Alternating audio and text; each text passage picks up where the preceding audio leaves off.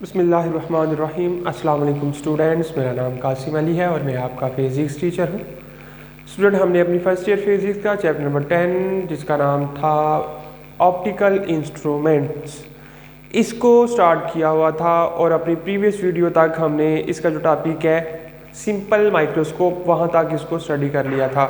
अपनी आज की इस वाली वीडियो में जो टॉपिक हम स्टार्ट करने जा रहे हैं, प्रीवियस टॉपिक्स के आनवर्ड जो टॉपिक हमारे पास आ रहा है वो है कंपाउंड माइक्रोस्कोप। लास्ट वाला था हमारे पास सिंपल माइक्रोस्कोप और इस वीडियो के लिए जो टॉपिक सेलेक्ट हुआ है वो आपके पास आ रहा है कंपाउंड माइक्रोस्कोप। ठीक है स्टूडेंट, अब हम इस वाली वीडियो के अंदर जो कंपाउंड माइक्रोस्कोप है उसको ज़रा डिटेल के साथ डिस्कस करेंगे। ठीक है, तो चलते हैं हम अपने टॉपिक की तरफ। टॉपिक में हमें क्या बताया जा रहा है उसको स्टडी करते हैं। ठीक है स्टूडेंट, अब कंपाउंड माइक्रोस्कोप बेसिकली क्या होती है, इसकी डेफिनेशन लिखें। कहते हैं a compound microscope is used when high magnification is required. A compound microscope, a compound microscope is used when high magnification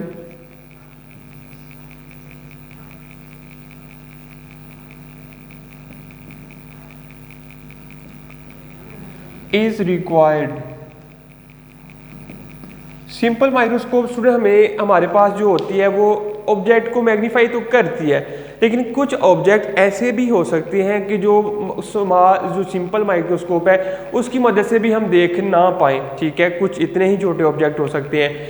फिर कहते हैं कि उन ऑब्जेक्ट को देखने के लिए या उनकी जो मैग्नीफिकेशन है उसको बढ़ाने के लिए, ठीक है, मैग्नीफिकेशन, जब भी किसी ऑब्जेक्ट की मैग्नीफिकेशन को हमने बढ़ाना हो तो हम क्या करते हैं, सिंपल माइक्रोस्कोप की बजाय, सिंपल माइक्रोस्कोप की जगह हम कंपाउंड माइक्रोस्कोप का इस्तेमाल करते हैं। क्योंकि जब भी हमें किसी हाई मैग्नीफिकेशन की ज़रूरत पड़ती है तो हाई मैग्नीफिकेशन के लिए हम कंपाउंड माइक्रोस्कोप का ही इस्तेमाल करते हैं। और इसकी डेफिनेशन भी यही है कि it is a microscope which is used when high magnification is required, कि जब आपको हाई मैग्नीफिकेशन की ज़रूरत पड़ती है तो क्या करते हैं, आप कंपाउंड माइक्रोस्कोप का इस्तेमाल करते हैं। तो ये आपके पास इसकी डेफिनेशन भी बन जाती है कि it is a device which is required for higher magnification is called compound microscope. फिर अगर इसकी स्टूडेंट कंस्ट्रक्शन देखें तो कंस्ट्रक्शन में क्या आता है,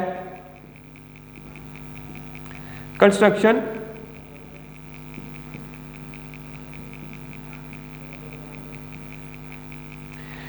कंस्ट्रक्शन में कहते हैं it consist of two convex lens. जो सिंपल माइक्रोस्कोप थी स्टूडेंट उसके अंदर हमारे पास सिर्फ एक कन्वेक्स लेंस आ रहा था, लेकिन इसके अंदर अब देखें, इसीलिए इसको हम यूज़ करते हैं कि इसके अंदर दो लेंस यूज़ किए जाते हैं और ये जो ऑब्जेक्ट है उसकी मैग्नीफिकेशन को बढ़ा देती है। इसके अंदर दो लेंस यूज़ किए जाते हैं। ठीक है, it consist of two convex lens, it consist of two convex lens. ठीक है, इसके अंदर दो कन्वेक्स लेंस मौजूद होते हैं। ठीक है, नंबर वन ऑब्जेक्ट, फिर कहते हैं ऑब्जेक्टिव, ऑब्जेक्टिव कहते हैं it is of short focal length and small aperture. इसका जो फोकल लेंथ है वो शॉर्ट होती है और स्मॉल अपर्चर होता है। ठीक है, it is of short focal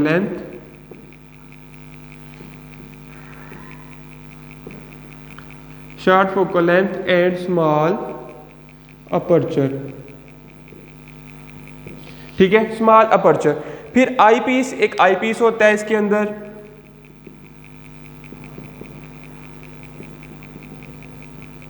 ठीक है, एक आई पीस आएगा।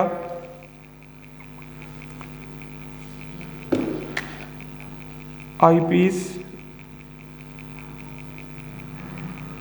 ठीक है, कहते हैं if it is of large focal length and large aperture.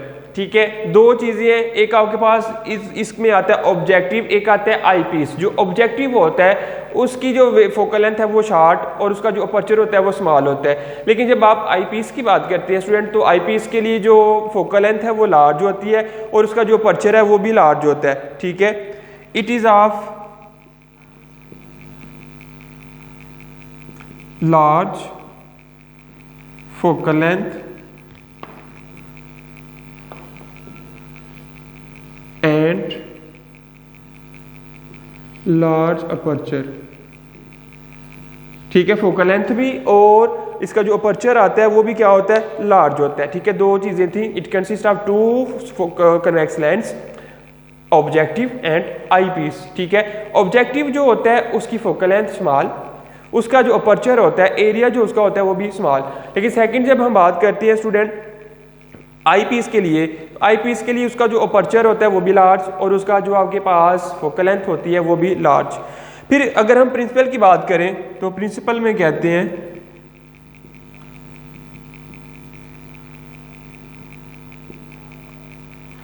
Principal कहते हैं when the image is formed by the objective of small focal length is within the focal length of the eyepiece of large focal length, then a virtual बनेगी, inverted उल्टी, and magnified image is formed, virtual, inverted and magnified image is formed. ठीक है, कहते हैं when the image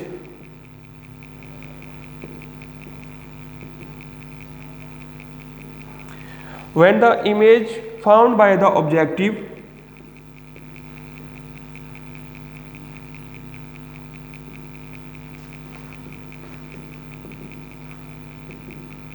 ठीक है, objective ये आपके पास से आ रहा है, जब इसके वजह से जो इमेज बनेगी या इसके जरिए जो इमेज बनेगी अभी उसकी बात हो रही है। ठीक है, फिर जो आई पीस के लिए बनेगी आपके पास इमेज वो उसके लिए अलग बात करेंगे। ठीक है, कहते हैं found by objective a small focal length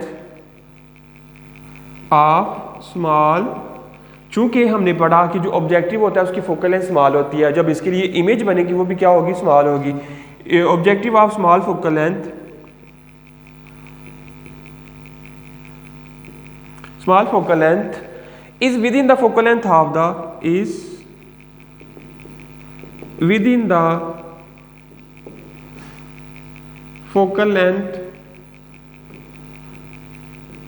within the focal length of the eyepiece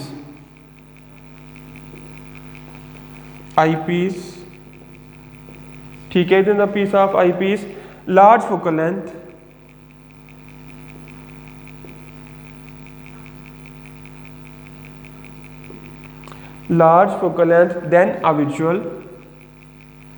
then a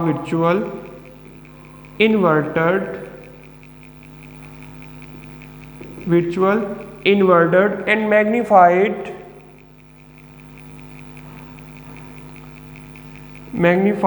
image is formed।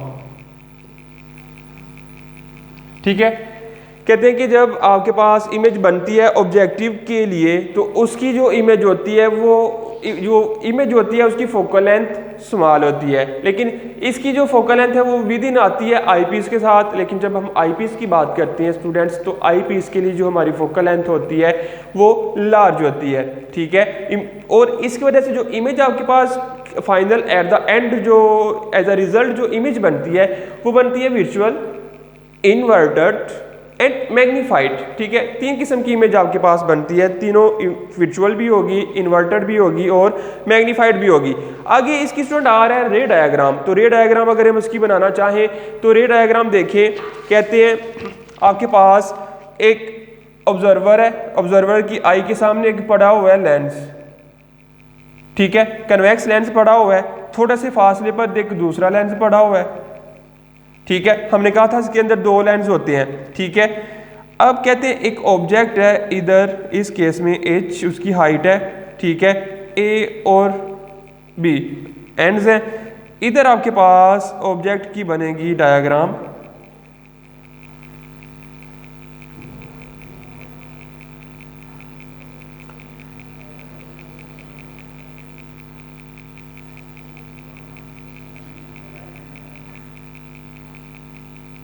ठीक है, इस किस्म का आपके पास ये लेंस आ रहा है। ठीक है, आपके पास ये लेंस है।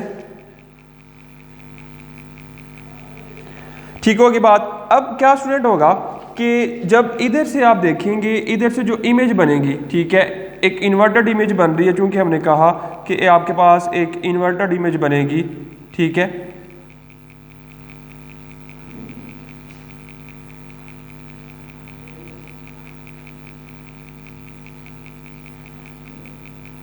इस तरह आपके पास ये इमेज आएगी, ठीक है।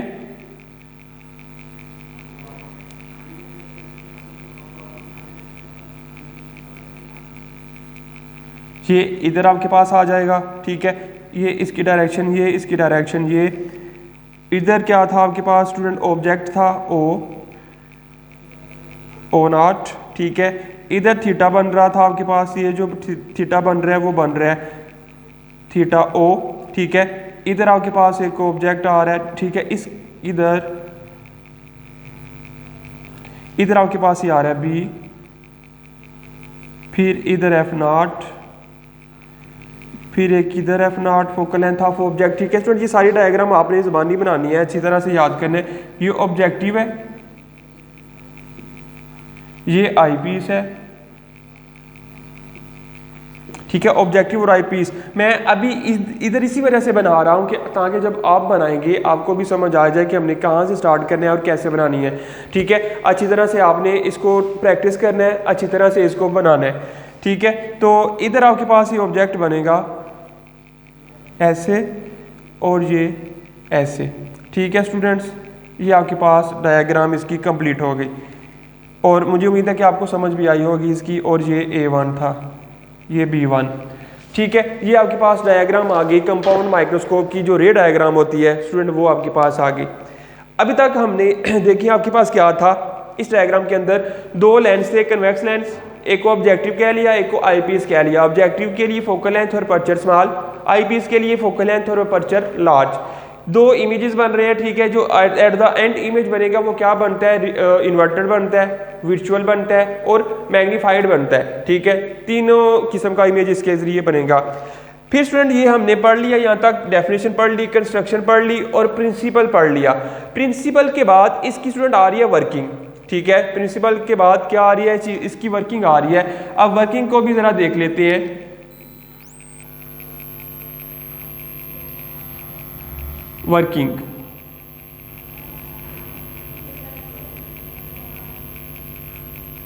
ठीक है। वर्किंग इसकी कहते हैं image formed by object, objective image formed by objective के ऑब्जेक्टिव का जो इमेज बनेगा वो किस तरह का बनेगा उसको देखना है अभी हमने। इमेज फॉर्म्ड बाय ऑब्जेक्टिव कहते हैं the object of height h is place just beyond the principal focus of objective. The object of height h, the object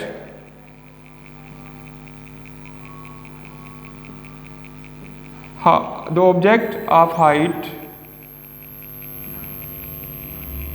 h is placed, the object of height h is placed just beyond the, is placed just beyond the principal, just beyond the principal focus of objective, principal focus of objective, ठीक है। फिर क्या होगा, कहते हैं a real inverted and magnified image of height h1 form, a real inverted, real inverted image of height h1 is formed, ठीक है। ये इस तरह इमेज आपके पास एक बन जाएगी। This image act as an object for eyepiece, ये जो इमेज बनेगी, ठीक है। पहले तो ऑब्जेक्ट आपने रखा हुआ था, पहले ऑब्जेक्ट को जब आप कन्वेक्स लेंस से देखेंगे, कन्वेक्स लेंस से देखने के बाद जो आपके पास इमेज बनेगी वो image as a object work करेगी फॉर आई पीस के लिए, दूसरे लेंस के लिए। यानी इस लेंस की वजह से जो आपके पास हाइट h1 की बन रही थी इमेज, ठीक है, इमेज बन रही थी, ये इमेज अब नेक्स्ट फोकल लेंथ ये जो आई पीस है उसके लिए एज अ ऑब्जेक्ट काम करेगी। ठीक है, पहले आई पीस ऑब्जेक्टिव ने जो आपने डायग्राम बनाई, इमेज बनी, वो इमेज आई पीस के लिए क्या होगा, ऑब्जेक्ट होगा। ठीक है, फिर कहते हैं the image act an object for eyepiece, this image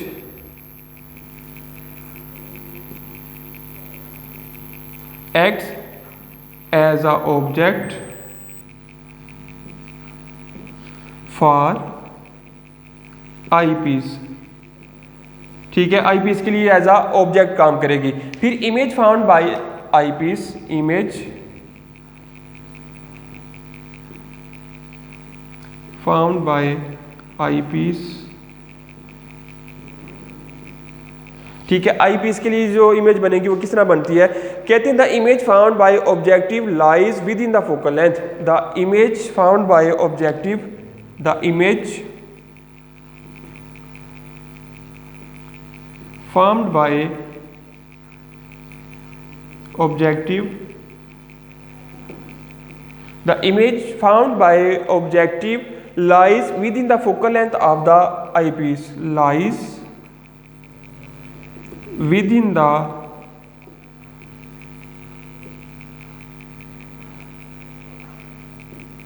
the focal length of eyepiece। क्योंकि हमें पता है कि जो आपके पास जो ऑब्जेक्टिव होता है, ऑब्जेक्टिव की जो फोकल लेंथ है वो स्मॉल होती है, लेकिन जो आईपीस होता है, आईपीस की जो फोकल लेंथ है वो लार्ज होती है। और जो आईपीस ऑब्जेक्टिव की फोकल लेंथ है वो in the range of objective eyepiece ही होगी। ठीक है, ऑब्जेक्टिव की जो फोकल लेंथ है वो आईपीस की फोकल लेंथ की रेंज में ही आपके पास आएगी। ठीक है, क्योंकि वो स्मॉल वैल्यू है, जो इसकी वैल्यू जो लार्ज होती है। Eyepiece makes a virtual, eyepiece makes a virtual, eyepiece makes a virtual and magnified image, virtual and magnified image, virtual और magnified image बनाता है कौन, eyepiece of height h2 at near point, image of height h2 at near point। ठीक है, height h2 आपके पास student आ रही थी, ये जो इमेज बन रही है, ये इमेज आपके पास बन रही है ऑब्जेक्टिव की वजह से, इतनी बड़ी इमेज आ रही है। ठीक है, और ये जो आपके पास h1 इमेज थी, h1 इमेज वो आपके पास बन रही थी ड्यू टू ऑब्जेक्टिव। ठीक है, और उसकी फोकल लेंथ स्मॉल थी, उसका अपर्चर भी क्या था, वो स्मॉल था। ठीक है, इसकी वजह से ये आपके पास वर्किंग थी image found by objective, image formed by eyepiece. इन दोनों की वजह से जो इमेज बन रही थी वो सारी हमने डिस्कस कर ली। अब अगर हम इसकी मैग्नीफाइंग पावर को कैलकुलेट करना चाहें स्टूडेंट, तो वो कैसे करेंगे, उसकी तरफ अब आते हैं। मैग्नीफाइंग पावर,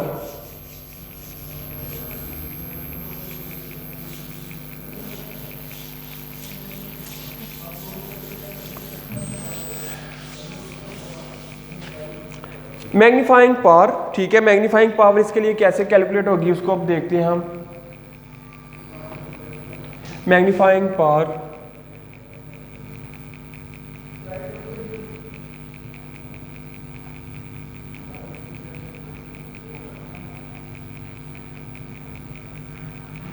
ठीक है स्टूडेंट, मैग्नीफाइंग पावर कहते हैं जो बीटा एंगल है subtended by the final image of h2, ठीक है, alpha angle subtended by the object of height h1 at the eye. दो एंगल हैं, ठीक है, एक बीटा एंगल बता रहे हैं, बीटा इज इक्वल टू, कहते हैं angle of final image of height h2, angle of final image of height 2 at eye. ठीक है, एट द आई, ठीक हो गया। फिर दूसरा एंगल स्टूडेंट बता रहे हैं, दूसरा एंगल कौन सा आएगा आपके पास, वो था अल्फा, पहले बीटा और दूसरा अल्फा। ठीक है, अल्फा जो एंगल है कहते हैं angle separated by the object of height h1 at the eye, angle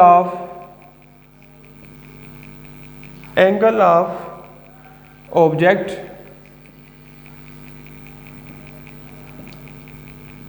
eight eye, ठीक है, ऑफ हाइट h, ठीक होगी बात। फिर कहते हैं अगर हम मैग्नीफाइंग पावर को देखें स्टूडेंट, तो जो मैग्नीफाइंग पावर तक का फार्मूला हमने प्रीवियस टॉपिक में भी पढ़ा था, वो बराबर था अल्फ़ा बीटा के लिहाज से m is equal to beta over alpha. क्या आ रहा था आपके पास, m इज़ इक्वल टू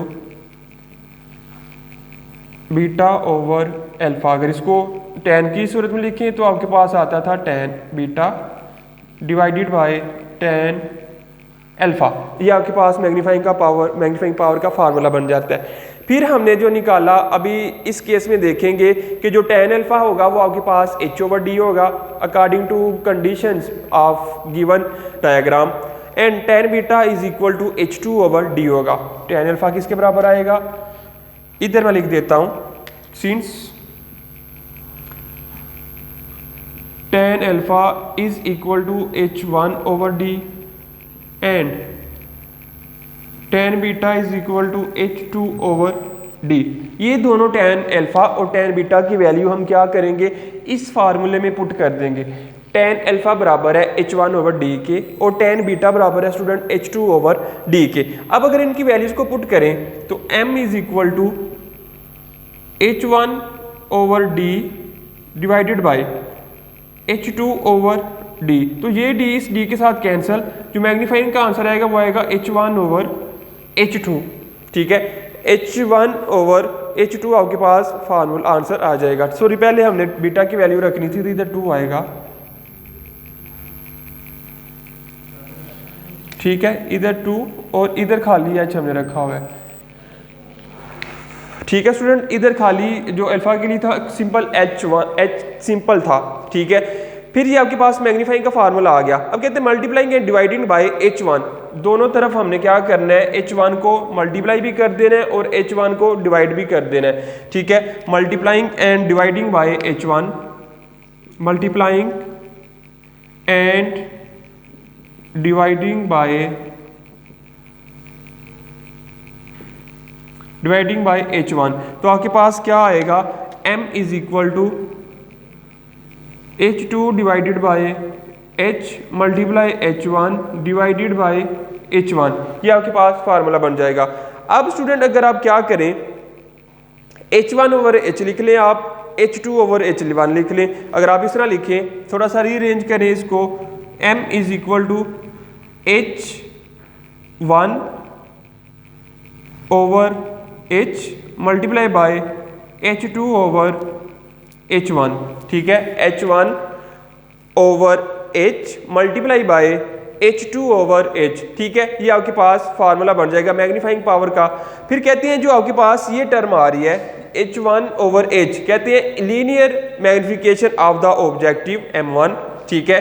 ये आपके पास क्या है, लीनियर मैग्निफिकेशन, ठीक है, लीनियर मैग्निफिकेशन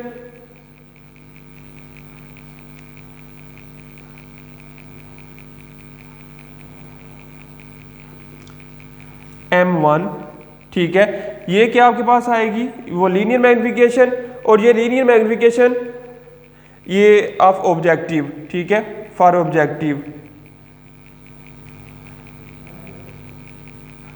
ऑब्जेक्टिव के लिए। और ये जो आपके पास आएगी, ठीक है, लीनियर मैग्निफिकेशन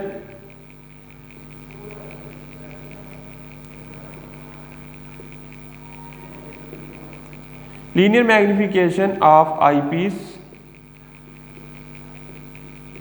ठीक है, m2, एक m1 आ गई आपके पास, दूसरी आपके पास m2 आ गई।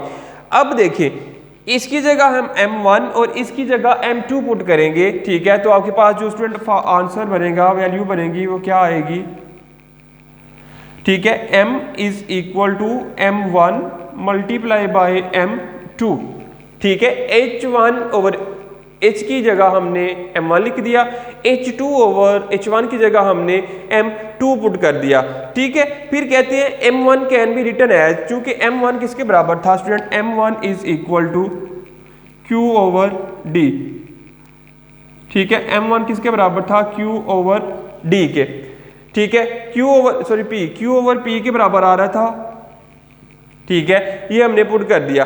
फिर कहते हैं at eyepiece act as simple microscope, ठीक है, जो आई पीस है वो एज अ सिंपल माइक्रोस्कोप काम कर रहा है। Here its magnification M2 can be expressed as, ठीक है, eyepiece act as, eyepiece acts as a simple microscope